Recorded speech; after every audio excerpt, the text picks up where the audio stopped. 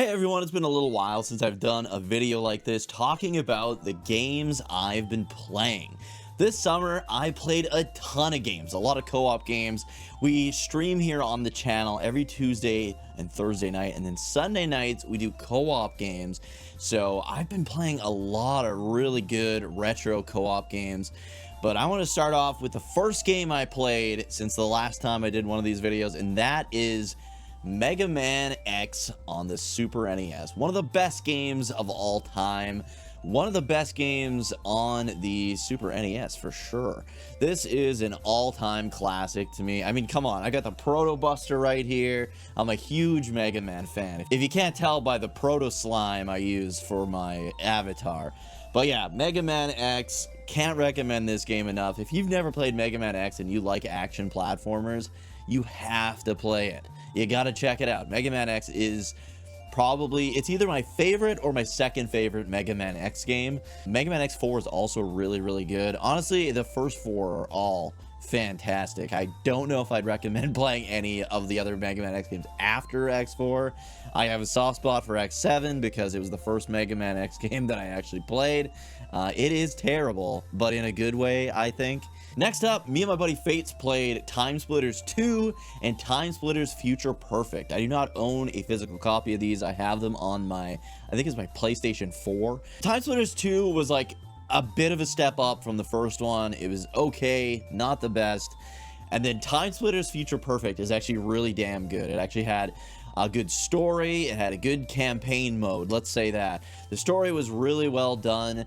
It had a lot of good humor, a lot of good co-op gameplay, and it was just fun all around. Not one of the best games I've ever played. I'm not a big first-person shooter guy to begin with, but it was a good time had with my good friend Fates. So if you're into first-person shooters, I would highly recommend checking out TimeSplitters Future Perfect. Next up, I played Final Fantasy IV Pixel Remaster. Final Fantasy IV is tied as my favorite Final Fantasy game. Just played Final Fantasy IV again this summer, and it was so good to revisit. The Pixel Remaster was really well done. I really enjoyed it. And yeah, one of the best, again, one of the best, if not the best game on the Super NES. And this Pixel Remaster is even better than the original, I think. It was really well done. The story in Final Fantasy IV, the characters, the adventure is just so good. The pacing's excellent. Highly, highly recommended. I know a lot of people on the channel are big Dragon Quest fans and haven't played a Final Fantasy game. For those of you who are huge Dragon Quest fans and have never played Final Fantasy, I recommend Final Fantasy 4 and 5. 4 and 5 are the most probably similar to a Dragon Quest game, so check those ones out. 5 is definitely the most similar to like a Dragon Quest game in terms of like vibe and gameplay, but 4 and 5 would be my recommendations if you're a fan of Dragon Quest looking to get into the Final Fantasy series. But yeah, look for my video. I'm currently working on it. It might be a month or so before it comes out, but my Dragon Quest 4 versus Final Fantasy 4 video will be coming out eventually. A lot of work goes into those versus episodes. Check out Dragon Quest 1 versus Final Fantasy 1, Dragon Quest 2 versus Final Fantasy 2, and Dragon Quest 3 versus Final Fantasy 3 as well if you haven't checked them out yet on the channel. Those are some of my favorite videos I ever made. Next up, we've got Ninja Gaiden Ragebound. I got a physical copy, but I got it after I beat the digital game. But yeah, absolutely amazing action platformer. I'm a huge Ninja Gaiden fan as well. Not so much the 3D ones. I like the idea of them. I'm not really a big fan of like 3D hack and slash. I'm not good at it, first of all. I'm terrible when it comes to 3D hack and slash games, but as an action platformer, this is one of the best when it comes to the newer ones. This might be my favorite Ninja Gaiden game now. My favorite used to be the Master System Ninja Gaiden game, which is top tier. Second favorite would be Ninja Gaiden 2 on the NES. But I think this might have taken the place for my top Ninja Gaiden game now. It's really, really good. The story's really good. Tight gameplay. It's just an absolute blast to play through. The difficulty is just right, I feel. It's not as insanely hard as the previous entries in the series. It's definitely a little bit easier than what you're used to if you're a longtime fan of the Ninja Gaiden series. But there is an option to crank that difficulty back up to where you're used to if you want that experience. It's not that it's incredibly easy or anything. It's just there's checkpoints everywhere, and you basically have like infinite lives, which is pretty nice, to be completely honest. But yeah, really, really good game. Highly recommend checking it out if you're into action platformers. There are multiple endings depending on some choices that you make. It's not like you have to play through the whole game twice, though. If you've got a save, you can just replay like the last mission and choose a different ending kind of thing. But really, really good. Lots of like upgrades you can get for your characters, which was nice. A nice addition to the series. And you're kind of tag teaming with this chick from a rival ninja clan. I don't want to spoil too much of the story, but it's really, really good. Both characters kind of have their own perks, and there's a lot of like special abilities that you have in this game that you don't have in regular Ninja Gaiden games. So yeah, highly, highly recommend checking this one out. They definitely did the Ninja Gaiden brand proud with this one, I gotta say. Next up, we played a crap load of Contra games, me and Fates. So we started with the original Contra on the NES. I'm not going to grab the physical copies of all of these. I do have, actually, the physical copy of all of them except for the PS1 Contra games. We played Contra and beat it. We beat Super C, which I've never beat before, so this was my first time actually beating Super C, which is absolutely crazy. And then we played Contra 3, The Alien Wars, which is so good. A really good one on the Super NES. I just got a physical copy of that one, too. And then we went to my favorite Contra game, Contra Hardcore on the Genesis. Absolutely freaking love this game. It is hard as hell though, man. I recommend grabbing, there's like an English translation of the Japanese ROM, because they did that whole rental thing where the North American release, they just insanely jacked up the difficulty because they didn't want people to be able to play it in one sitting, so that you couldn't just rent it. You had to buy the game. You can get a hack out there that just puts the hit points into the English game as well, but like I said, that's kind of the best way to play it, is either the hack or an English patched version of the Japanese game, because you are supposed to take 3 hits before you die. In the North American version, that is not the case. You die in 1 hit, and it is rough as hell. But yeah, they added some really good characters. You've got Brownie, who's my favorite. He's a little robot guy. You got Fang, who's also very badass. He's a wolfman with a gun for an arm. Super cool looking dude. And all the characters have their own special, unique power-ups. So instead of just having like the spread shot or the machine gun or whatever, each character has 4 of their own specific special weapons, and it just makes the game all that more exciting, because you want to play through the game over and over again with different characters to experience the different weapon types. Plus, there's like 7 to 10 different endings you can get in this game, which is pretty sweet. The game's really short. If you get good at it, you can blast through it a few times in a couple hours and get as many endings as you want. Highly recommend it. Because of that, there's different routes through the game. There's a ton of different levels. You can play this game probably 4 or 5 times and experience new levels each time. So highly, highly recommend Contra Hardcore, the best Contra game in my opinion. But I gotta say, I was pleasantly surprised when we played Contra Shattered Soldier on the PlayStation 2. So we played both the PS1 games. The first PS1 game, I don't even remember the damn name. It was like Contra Legacy or something. It was really bad. It was top down the whole time, and the gameplay was bad. The controls were bad. The level design was awful as heck, and it was just not fun at all. Even co-op, where you can like try to have fun, it just wasn't good, man. It was really bad.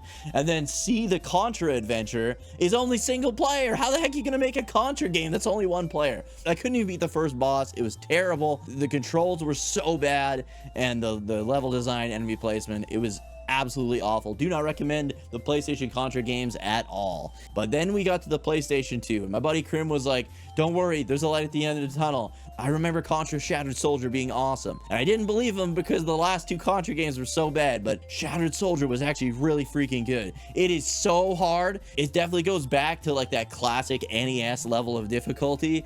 Very, very difficult game, but very, very fun. The enemies, the level design, everything is so well done. It's just really hard. You got to get good. You got to practice a ton. You got to do quite a few runs of the stages. They do have checkpoints at about the halfway point in each stage. There's even a story in it. They got a story going on in there, and the story is pretty damn good too. So definitely check out Contra Shattered Soldier if you're looking for a Contra game on the PlayStation 2. It was really well done. I was impressed. And then the last game I played this summer, this was kind of the one game I wanted to get through this summer, was Visions of Mana. So fun fact, Visions of Mana is exactly why I purchased a PlayStation 5 back in October, I think it was. And I bought it because I played the demo of Visions of Mana, and I did a video of my playthrough of the demo on the PlayStation 4, and it ran terribly on the PS4. It was awful. And I'm not even like one of those guys that's like a stickler for frame rates and all that stuff, but it was really bad. It was chugging hard. So I was like, I want to play Visions of Mana. It looks amazing. It seemed super fun, and it was. And so I was like, the only way I'm going to be able to do that was with a PS5. So I bought a PS5. I bought this game like at the same time, and then Dragon Quest 3 HD2D Remake came out, so I played that, and I was just playing other games, and I finally got to Visions of Mana. And let me tell you, this is like the perfect 3D representation of the art style that the Mana series has been known for forever. They just did a really good job of translating that art style into the 3D environments, and it just looks gorgeous. Everything is lush, full of nature, and they did such a good job there. There's a ton of different job classes. There's about 5 different playable characters, and it was a good time overall. I will say that the game did drag for the last third. The game would have been an excellent, maybe like 15 to 20 hour game, but it ended up taking about 35 hours, and it really felt like it was kind of dragging at the end. It just felt like I was like doing all these boss fights and going through these dungeons for like no reason other than to check a few boxes, and that kind of doesn't feel great.